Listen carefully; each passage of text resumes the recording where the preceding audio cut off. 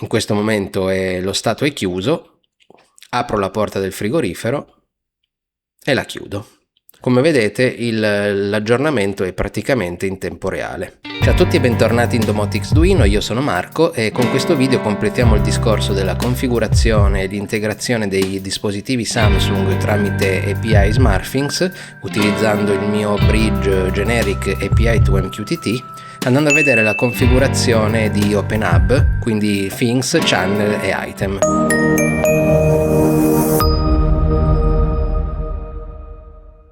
Dopo aver visto nei video precedenti l'utilizzo del mio bridge generic API to MQTT che permette l'integrazione dei dispositivi tramite API utilizzando messaggistica MQTT e quindi facilmente gestibile da OpenHub, andiamo a vedere come andare a recuperare le informazioni che derivano dalla ricezione degli eventi tramite webhook e quindi come vanno configurati Things, Channel e Item per appunto riuscire a recuperare queste informazioni su OpenHub. Ovviamente oltre all'integrazione tramite webhook, che è semplicemente la ricezione di informazioni di stato dei vari dispositivi in tempo reale, è possibile anche interagire con i dispositivi utilizzando dei comandi che vengono sempre inviati tramite MQTT e trasformati in comandi API sulle singole piattaforme di integrazione dei diversi dispositivi. Prendiamo per esempio il frigorifero Samsung che io ho integrato in OpenHub.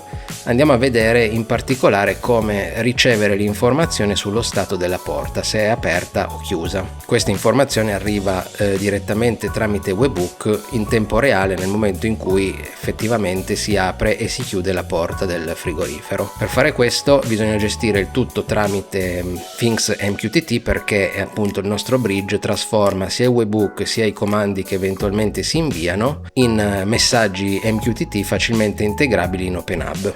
Quindi la prima cosa che dobbiamo fare è andare a vedere la Things che ho creato relativa al frigorifero.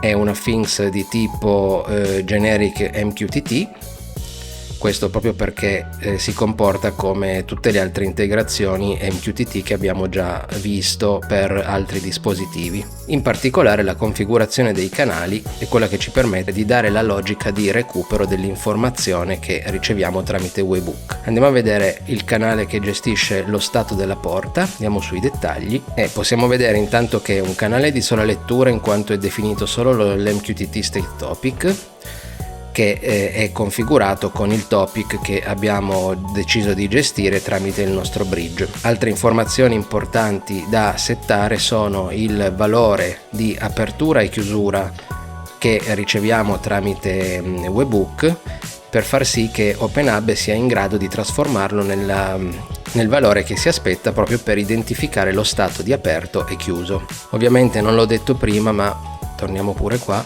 è un canale di tipo contact, che è l'oggetto OpenHub che è in grado di gestire l'informazione di aperto o chiuso. Torniamo nei dettagli. Oltre a queste informazioni, ovviamente la cosa importante è la trasformazione dei valori in ingresso. Questo perché noi riceviamo tramite webhook un JSON strutturato in un certo modo, che è come ce lo invia SmartThings dalla sua piattaforma, e noi all'interno di questo JSON dobbiamo andare a cercare l'informazione che ci interessa. Per gestire questa cosa io ho creato una trasformazione di tipo JavaScript, questo perché praticamente tutti i webhook per qualunque dispositivo, o almeno per i dispositivi che ho gestito io, arrivano più o meno tutti con la stessa struttura. La cosa importante da identificare all'interno di questo webhook, payload JSON, è la capability, cioè l'informazione che ci interessa, e qual è l'attributo di questa capability che vogliamo andare a recuperare. Quindi ho deciso di creare uno script JavaScript generico che, ricevendo come parametri in ingresso queste informazioni, va a leggere il JSON e ci restituisce la singola informazione. Andiamo velocemente a vederlo direttamente su Visual Studio Code, che come vedete è una semplice funzione JavaScript che recupera il JSON in input, lo parsifica e poi va a cercare la capability uguale alla capability passata come parametro e l'attributo uguale all'attributo passato come parametro. Nel momento in cui trova questa informazione va a recuperare il value e lo restituisce. Quindi OpenHub riceve da un grosso JSON strutturato una semplice informazione che è quella che è relativa al canale che stiamo implementando. Adesso vi faccio vedere un esempio di payload JSON che arriva nel momento in cui si apre e si chiude la porta, giusto per farvi capire cosa vuol dire questo tipo di trasformazione. Quindi qui abbiamo i due payload che ci sono arrivati all'apertura e alla chiusura della porta. Come vedete, quello che ci interessa è andare a recuperare l'informazione capability, che in questo caso è contact sensor, l'attributo contact e il valore, che qua abbiamo open, e poi subito dopo, visto che la porta è stata aperta e chiusa, abbiamo la stessa capability, lo stesso attributo, ma il value closed. Quindi la mia transformation JavaScript recupera tutto questo JSON e va a cercare questa particolare informazione. Una volta che la trova, la passa ad OpenHub e OpenHub aggiorna gli eventuali item collegati al canale. A questo punto torniamo su OpenHub e andiamo a vedere che al nostro canale è agganciato tramite link l'item stato porta frigo cucina, che in questo caso ha il valore closed, ma dopo facciamo una piccola prova, vi faccio vedere come in tempo reale, nel momento in cui si apre il frigo, questo valore passa a open e poi nel momento in cui si chiude passa a closed. Non c'è nulla da dire su questo item in quanto è un semplice item di tipo contact con i suoi eventuali gruppi, se si vuole far diventare un point all'interno di un equipment come in questo caso. Se io gestisco la persistenza con i gruppi, quindi gli ho dato il gruppo di persistenza. Comunque non ha nulla di particolare se non essere agganciato al canale che abbiamo visto prima e che quindi gli permette di ricevere le informazioni sullo stato della porta del frigo. Passiamo adesso a vedere il caso di un canale che ci permette di interagire con un dispositivo. Quindi andiamo a cercare clima, prendiamone uno a caso, perché io ho i climatizzatori Samsung integrati sempre con le SmartThings API tramite il solito bridge di cui vi ho parlato prima. Vado a prendere il channel relativo al power, quindi all'interruttore, e se prendo i dettagli, ovviamente è sempre un canale di una Things MQTT generic e ha sia lo state topic che il command topic. Lo state topic è sempre il solito discorso per recuperare le informazioni di cambiamento di stato, mentre il command topic è quello che serve ad OpenHub per inviare il comando. Questo comando viene inviato tramite MQTT, lo riceve il bridge generic API to MQTT perché è in ascolto su questo topic, prende quel comando e lo invia tramite API. Anche in questo caso dobbiamo definire quali sono i comandi che mappano i valori aperto e chiuso, quindi in questo caso sono on e off perché il mio item è uno switch, e anche in questo caso abbiamo una transformation per il valore in uscita.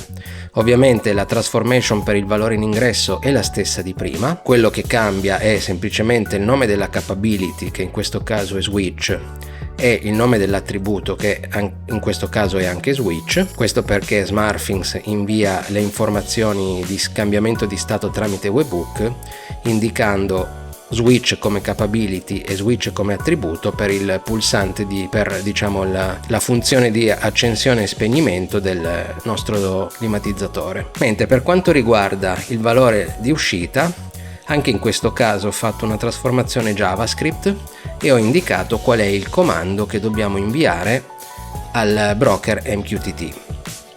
Poi ovviamente il vero comando API verrà gestito poi dal bridge. Andiamo a vedere anche in questa trasformazione qua, che è ancora più semplice di prima, in quanto gestisce l'invio di questo payload JSON molto semplice, in cui all'interno si mette il comando e eventuali argomenti.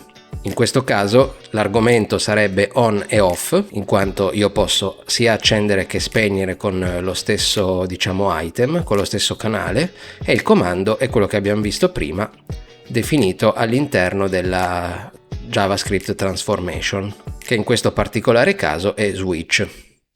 Tutta la logica appunto di trasformazione poi nel vero e proprio comando da inviare all'API è gestita dal bridge generic API to MQTT tramite il file di configurazione che abbiamo visto nel video precedente. Torniamo di nuovo sul nostro canale, andiamo indietro e ovviamente anche a questo canale è collegato un item di tipo switch.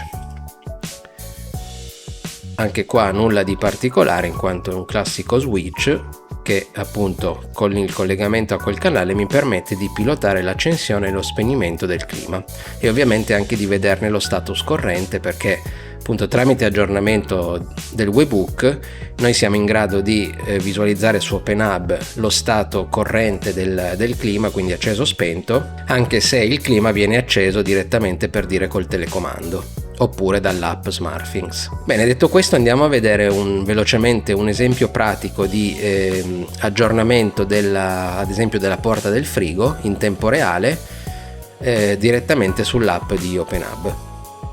Adesso vi faccio vedere cosa succede sul telefono nel momento in cui apro e chiudo la porta del frigorifero. Mi posiziono sulla pagina dell'item, così possiamo vedere in tempo reale l'aggiornamento. In questo momento lo stato è chiuso, apro la porta del frigorifero e la chiudo. Come vedete l'aggiornamento è praticamente in tempo reale. In questo lasso di tempo, nel momento in cui il frigo è stato aperto, ha inviato l'evento alla piattaforma SmartThings. SmartThings tramite webhook ha notificato il mio URL di notifica che ha girato l'informazione al broker, al bridge generic API to MQTT, che ha preso il payload ricevuto tramite HTTP, l'ha trasformato in payload MQTT e l'ha pubblicato sul topic che ho definito. OpenHub ha intercettato questo topic, ha ricevuto il payload, tramite la JavaScript transformation è andata a recuperare l'informazione puntuale che ci serviva, è andata quindi ad aggiornare il channel. Il channel a sua volta ha aggiornato tutti gli item collegati e noi abbiamo visto in tempo reale l'aggiornamento direttamente sull'interfaccia grafica. Tutto questo è avvenuto nell'arco di un secondo. Quindi diciamo che il sistema funziona anche abbastanza bene e soprattutto garantisce l'aggiornamento delle informazioni in tempo quasi reale. Bene, per questo video possiamo fermarci qua, quindi abbiamo completato la configurazione dei dispositivi Samsung e anche SwitchBot, anche se in questo particolare video non l'abbiamo visto, e in particolar modo dei dispositivi che sono integrabili tramite API, utilizzando il bridge generic API to MQTT, che appunto ci permette l'integrazione verso queste piattaforme esterne utilizzando il semplice protocollo MQTT e quindi integrabili facilmente e quasi nativamente in OpenHub. Vi ringrazio se siete arrivati fino al fondo di questo video e per chi vorrà ci vediamo al prossimo video. Ciao a tutti!